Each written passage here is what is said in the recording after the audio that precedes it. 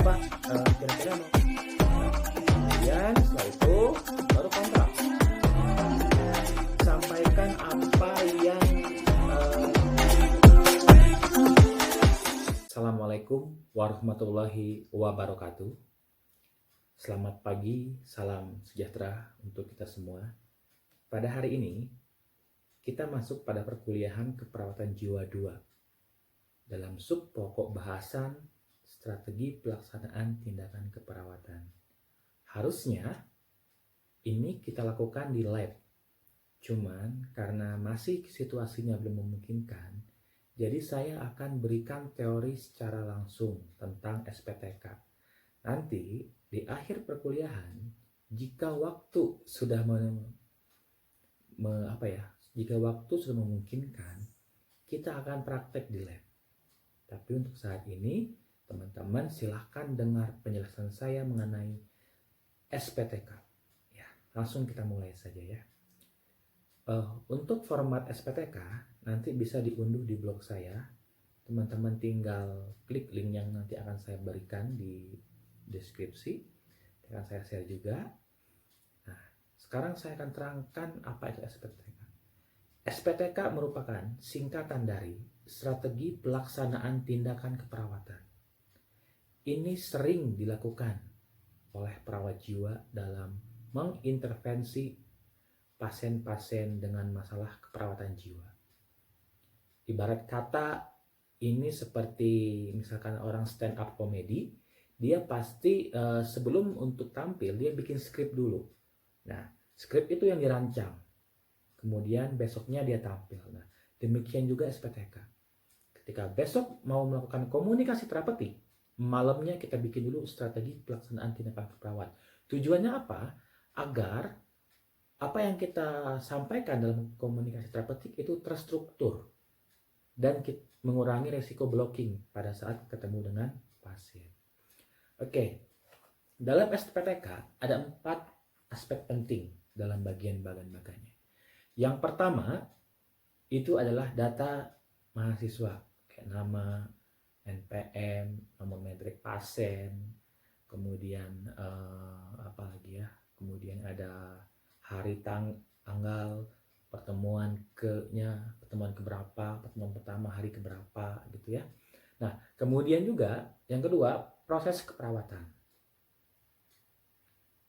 Yang ketiga itu strategi komunikasi dalam pelaksanaan tindakan keperawatan ya. Nah, untuk proses keperawatan itu dimulai dengan satu kondisi pasien. Kondisi pasien yang dimana teman-teman tahu mengenai DSDO, data subjektif, data objektif. Ya, saya sudah nggak harus terangkan lagi ya apa itu DSDO ya. Mungkin teman-teman sudah lebih tahu dari saya ya. Yang kedua, diagnosa keperawatan. Langsung kita tulis halusinasi atau isolasi sosial atau kecemasan atau ketidakberdayaan. Kemudian yang ketiga, itu ada tujuan. Tujuan kita melakukan tindakan keperawatan itu apa? Misalkan untuk halusinasi, tujuannya adalah untuk mengajarkan pasien melakukan teknik menghardik SP1 ya. Kemudian yang kedua, tindakan keperawatan. Tindakan keperawatannya apa? Teman-teman sudah belajar mengenai standar asuhan keperawatan jiwa. Apa itu yang di kolom intervensi? Itu ada tujuan, kemudian ada tindakan. Tinggal teman-teman pindahkan saja. Ya. Nanti akan kita praktekannya. Nah, kemudian yang ketiga, itu ada strategi komunikasi dalam pelaksanaan tindakan keperawatan. Nanti teman-teman kalau belum ngerti apa itu SPTK nanti ada di link ya, di link bawah. Kemudian terdiri dari 3 baris besar. Yang pertama ada fase orientasi, fase kerja, kemudian yang terakhir fase terminasi. Oke, di fase orientasi itu apa? Ada salam terapeutik. Kemudian yang kedua perkenalan, yang ketiga itu ada pembicaraan dengan topik netral. Yang keempat evaluasi, yang kelima ada kontrak. Ya. Oke, langsung kita bahas ya. Untuk salam terapeutik, kita bisa memulainya dengan salam assalamualaikum, selamat pagi atau apa, tergantung kondisi pasien. Makanya sebelumnya kita harus prainteraksi dulu dengan pasien. Ya. interaksi kita mengenali diri kita, kemudian kita lihat status pasien. Biasanya kalau di RSJ itu nggak diperbolehkan untuk melihat status pasien karena untuk mengurangi data bias. Teman-teman tahu sendiri bahwa diagnosa pada pasien jiwa itu bisa berubah dengan cepat ya.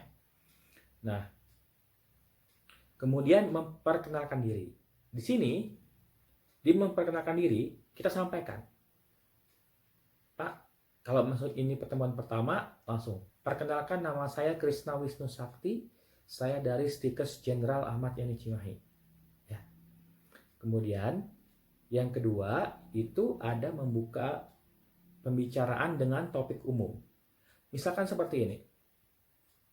Bagaimana perasaan Bapak hari ini? Oh, atau jangan ya, jangan, itu langsung tujuan, itu langsung ke topik ya. Tapi kita lihat, Bapak dari tadi pagi apa yang Bapak lakuin? Semalam Bapak tidur nyenyak enggak? Bapak sudah makan atau belum? Nah, seperti itu topik umum ya. Jadi kalau kita ingin mendekati pasien, itu harus dengan teknik pendekatan PDKT istilahnya ya, PDKT, pendekatan. Jangan langsung nanya, kamu udah punya pacar atau belum? Belum, bukan gitu ya. Tapi kita masih bertele-tele gitu kan ya. Tapi jangan terlalu bertele-tele di sini. Agak bingung ya dengan bahasa saya ya. Intinya kita berbicara topik umum, bebas apapun itu ya. Kemudian ada evaluasi validasi ya. Kalau sudah melakukan SPTK ini artinya kita udah pernah ketemu ya pertama kali misalkan ya. Nah, kita jelasin, Bapak kemarin kita udah janji untuk bertemu membahas apa yang Bapak rasakan. Bapak masih ingat? Gitu. Nah, usahakan kembali mengingatkan pasien tanpa instruksi dari kita. Maksudnya, biarkan pasien menentukan. Contoh, Bapak kira-kira mau ketemunya jam berapa? Berapa lama Bapak? Mau di mana? Di sini atau di tempat lain? Ya di tempat lainnya jangan di kantin juga ya, tapi tetap itu harus di lingkungan yang ya kondusif. Tetap memperhatikan jarak aman counter, yaitu pasien membelakangi jendela ya. Teman-teman buka lagi tentang counter, nanti di situ ada itunya, setting-setting counternya ya. Nah, kemudian setelah itu baru kontrak. Kontrak yang tadi ya, yang saya sampaikan tadi. Ya. Nah, kemudian ada fase kerja ya. Teman-teman di fase kerja ini disampaikan semua. Disampaikan apa yang merupakan tujuan dari komputer kita.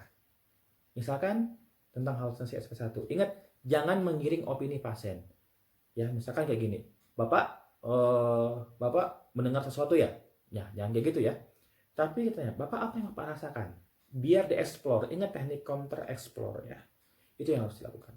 Kemudian setelah itu, setelah kita gali, ini fase kerja ya. Ini tergantung eksplorasi teman-teman sendiri.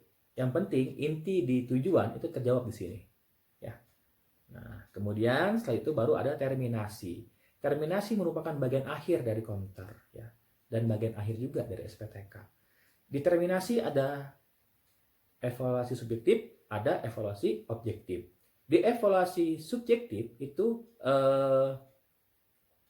pasien, kita tanyakan ke pasien, bagaimana perasaan Bapak setelah berbicara dengan saya? Apa yang Bapak rasakan? Puaskah, senangkah, atau malah makin tidak senang? Enggak ya. Kemudian evaluasi subjektif, itu adalah evaluasi materi. Suruh pasien mengulangi kembali apa yang telah kita bicarakan tadi. Bukan semuanya, tapi intinya apa? Misalkan, Bapak coba Bapak praktekkan kembali apa yang telah kita pelajari tadi. Silakan Bapak contohkan cara menghardik halusinasi. Itu. Kemudian ada rencana tindak lanjut. Rencana tindak lanjut ini adalah PR pada pasien. Jadi setelah kita tanya ke pasien, Bapak, nanti ketika Bapak mengalami halusinasi, silakan Bapak praktekkan cara menghardik tadi. Oke? Silakan Bapak tentukan kapan saja halusinasi itu datang, Bapak lakukan. Ya. Yang terakhir itu ada kontrak waktu yang akan datang. Di sini akan dibahas topik ya, kemudian waktu, dan terakhir tempat. Sama seperti di awal, itu kasih kebebasan kepada pasien untuk menentukan. Bapak besok mau jam berapa, di mana, gitu ya, berapa lama. Ya, usahakan pasien yang menentukan, jangan kita. Besok di sini jam segini, bukan ya, tapi pasien menentukan, hak pasien itu. Nah, setelah itu selesai komputer kita, akhiri dengan salam terapeutik. Assalamualaikum atau selamat pagi, siang, sore. Oke, teman-teman, itulah tentang SPTK. Silakan teman-teman tanya yang belum mengerti di bagian SPTK dan komen di kolom bawah ini. Oke, sekian dari saya. Assalamualaikum warahmatullahi wabarakatuh. Sampai jumpa di pertemuan yang penjelasan saya mengenai SPTK. Jawab satu persatu. Silakan teman.